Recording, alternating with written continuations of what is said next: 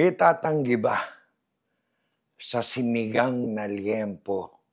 Sinigang na liempo, nadudurog ng konti yung mga taba, sangkaterbang gulay. Ayan, by the way, bago natin simulan ang ating sinigang.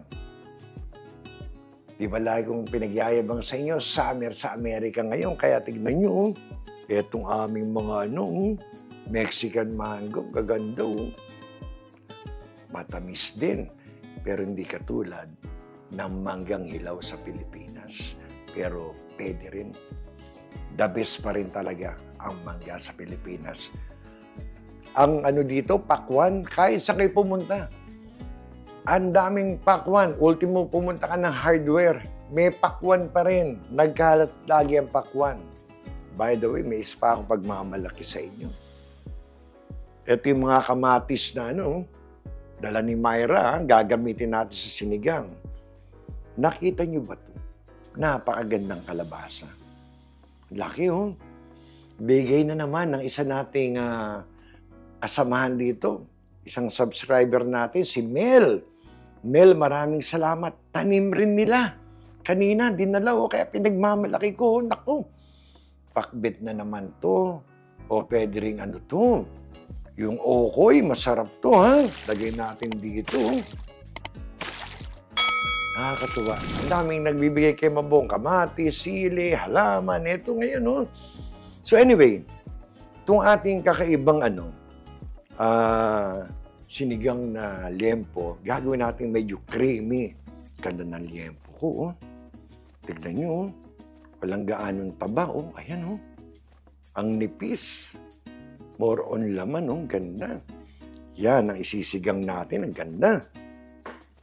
So, pagkikita ko sa inyo kasi, ngayon, hindi natin gagawin traditional na pagluluto ng sinigang. Kasi, ang traditional, pagsama-samahin nyo lang, pakuluan nyo lang, tanggalin nyo yung konting dumi, done.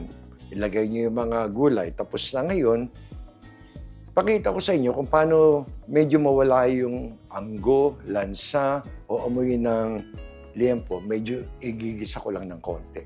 Saka natin lalagyan ng tubig. Yan ang pakikita ko sa inyo. Masarap na sistema rin. Pagbalik natin, start tayo. Alam ko may magko-comment na hindi yan ang traditional na pagluto ng sinigang na liempo. Kasi normally, ilagay nyo lang yung baboy, ilagay nyo yung mga kamatis, sibuyas, kung ano man yan, pakukulaan, palalambutin, lalagyan yung gulay. Pero ngayon, eto, natutunan ko rin to. Pwede nyo subukan. Kung wala kayong PAM, pwede namang brusin nyo lang ng konting ordinaryong oil. Ito lang para wag lang manikit yung ating baboy. So, lagay natin to dito. Okay, mainit na. Umuusok na, Ilalagay lang natin itong ating liempo. Ayan lang. Pagugulungin natin ng konti. Pagmamantikain lang. Yung proseso na to, matatanggal yung amoy, yung lansa, at iba ang lasa. Subukan nyo. Masarap to. Para hindi naman yung laging traditional na pagluluto natin, ito medyo pa ko lang. Kaya nilagyan ko lang ng PAM o kung wala, konting ordinaryong mantika para nang wag manikit ng gusto yung ating liempo, yung ating baboy. Yan. Basta pagulong-gulungin nyo lang, siguro mga 3 minutes, 5 minutes, pag medyo naiba yun ng konti yung kulay, yung taba, mawawala yung amoy saka yung anggo ng baboy. So, babalikan ko kayo pag medyo na to. Siguro in about 3 minutes. 3 minutes. Eto na, Nakita nyo, nagbabrown na yung iba, Ayan, ganda. So, ngayon, wala naman ibang timpla to. Asin lang naman talaga, saka yung pampaasim pag nagsisinigang. Lagyan nyo lang ng konting patis para maka-head start na inyong liempo. Siguro mga lang, 1 tablespoon. Akong bango. Yeah, 1 tablespoon. Pwede ring asin. Yung iba, asin din. Pinapagulong to. Gusto ko lang na medyo maka-head start ng kakaibang lasa. Ayan, oh. Hindi siya gaanong nanikip. Ayan, oh. Ganda nung nung mga taba. O, etong isa, nakita niyo, oh. Etong isang liempo, meron pang tato. O, yanin natin. Ang ganda na itsura naman, oh. Ang bango talaga ng patis, ano? Pag nagigisa kayo. Oh. Ngayon, medyo na, nag-brown. At least, medyo mawawala yung anggo, yung lansa, kung ano mang amoy yan. Lagyan natin itong ating sibuyas. Isang buong sibuyas na hiniwa ko. Kalaki, oh. Hiniwa ko sa 4 lang, ganyan, oh.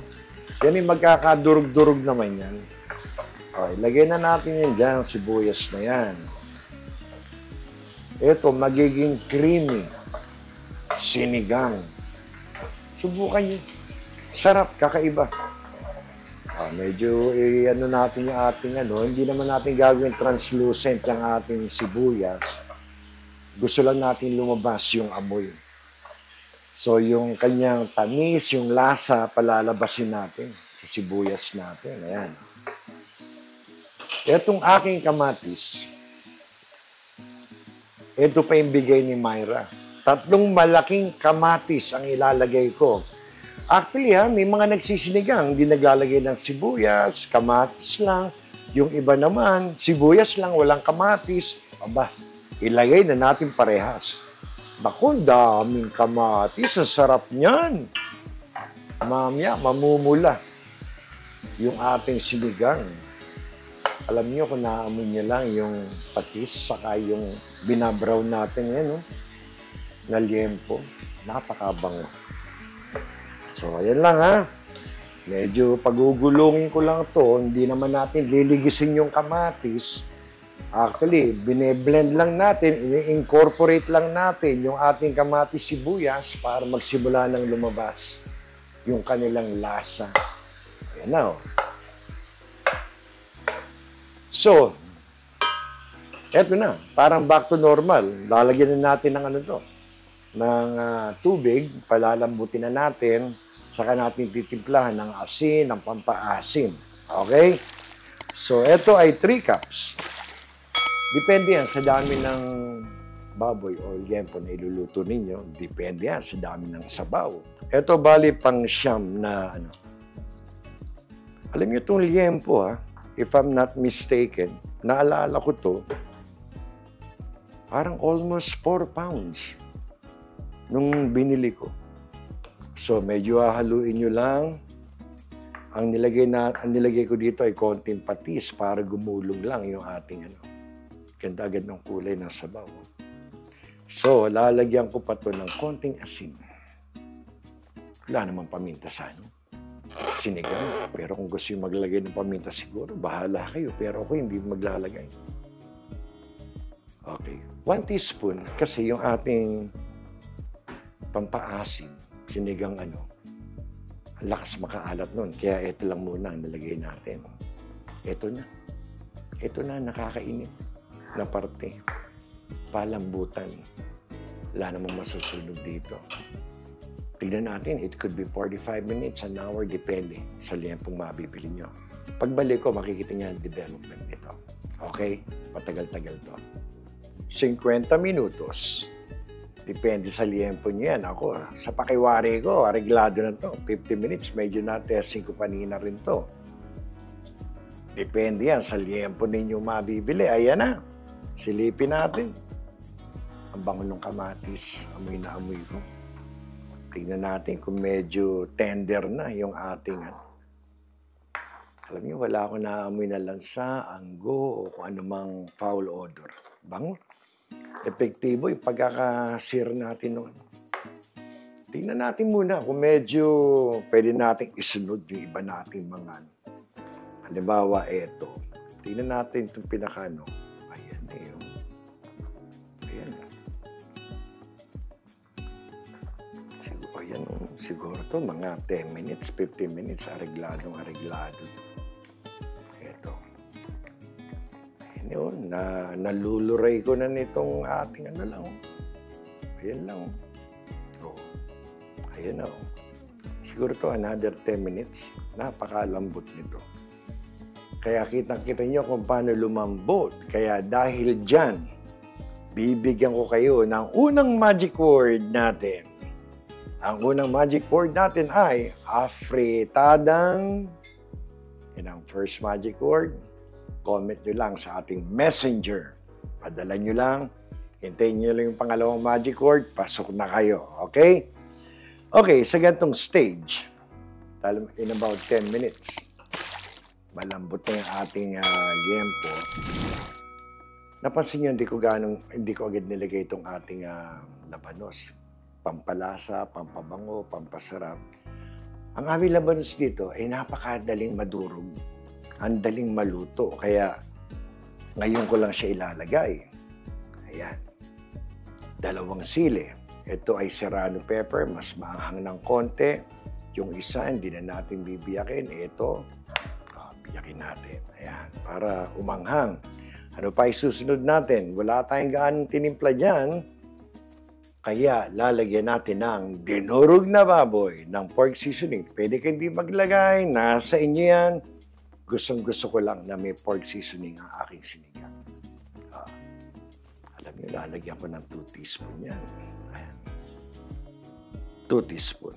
Hugasan natin, sayang. Ayan, lagyan natin dyan. Okay, yan ang ating timpla. Ngayon, lalagay ko na rin, nandiyan ang labanos, ang sili, lalagay ko na itong ating mga gulay. Oh. Ayan yun. Waiting lang yan, pero unahin ko na itong gabi. Ayan. Pampalapot din yan. Oh, yan ang ating gabi, ilagay natin. In about 10 minutes, areglado yan. Balik natin ito dito. Ano pa? Ilalagay ko na ngayon ang ating sinigang mix. 2 agad. Bibirahin ko ito ng 2. Gusto ko talaga maasim ang aking sinigang. Uy, medyo nalaglag.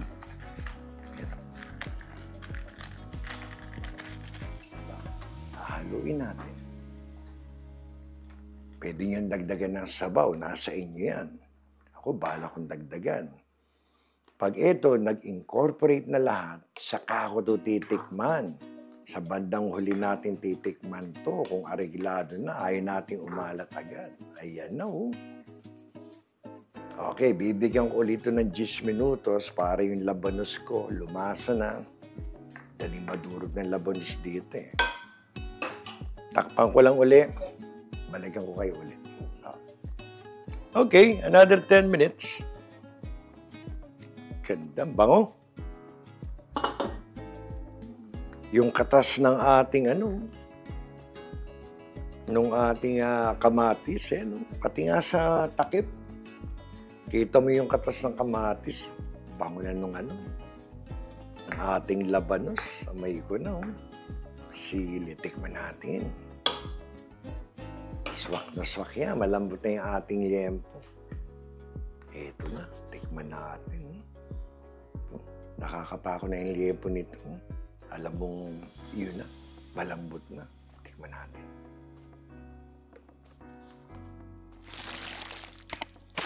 Ramdam ko yung asim dito. Saka yung anghang. Sarap. Eto na. Wala na. Done na to. Yung ating labanos. Ayan na. Luto na rin. Yung anghang ng sili, anong isusunod natin? Tangkay ng ating kangkong. Unahin na natin yan. Head start ka. Ito na mga gulay natin. Itong pinakamaganda sa sinigang na liempo. Kompleto ang ating mga gulay. Dito sa amin, ang aming sitaw, medyo matagal-tagal siya. Unahin. Pero sunod-sunod na yan. Talong to, isang talong na maliit. Ako lang kakain yan. Lagay natin yan. Itong ating okra, lagay na rin natin yan. Sama-sama sila dyan. Ito, nakakatuwa. Alam nyo, konting ingat lang sa pagkain ng liempo. Lalo kung kayo Dan ni Mang Bong. Alam nyo ako, 2 pirasong liempo, masaya na ako. Siyempre, konting ingat. Pagkatapos, puro gulay. Yan. Bonus na yan para sa mga kaidaran ko. Abay, makatingin tayo ng 1 o 2 liempong. Panalo na yan. Ito, bibigyan ko lang 'to ng mga 2 minutes bago ko yan itong ating kangkong. Ang ganda. Ganito pang kangkong sa amin eh. Slim. Ayan oh. Parang ganyan ang mga dahon. Slim. Mamaya natin ilalagay panghulihan. Pagkalagay niyan, patay na yan. Ito, tatakpan ko lang to. A minute or 2, done na yan. Almost 2 minutes. Ayan na, luto na. Gusto natin, half cook lahat, masarap. Yung ating talong, maluluto na rin yan. Yung ating gabi, sasagibin natin ang ating gabi. Nandyan, ayan, oh. Sarap, oh. Luto na rin yan. So, ito is done na halos. Lalagay na lang natin yung ating kangkong. Pagkalagay natin ito, konting halo, papatayin, done, plating na tayo. Ito, marami itong kangkong na ito. Lalagay ko lahat. Tingnan nyo, dami oh. Sarap yan. Ayan oh, konting halo lang yan. Akala nyo, ang dami yan. Mawawala yan. O, ayan na. So, haluin nyo lang, incorporate nyo lahat ng mga lasa niyan. Yung gulay natin, half cook. Pagbalik ko, magpe-plating tayo. Pero bago yan, bibigyan ko kayo ng pangalawang magic word. Ang ating pangalawang magic word ay baboy at manok. Yan.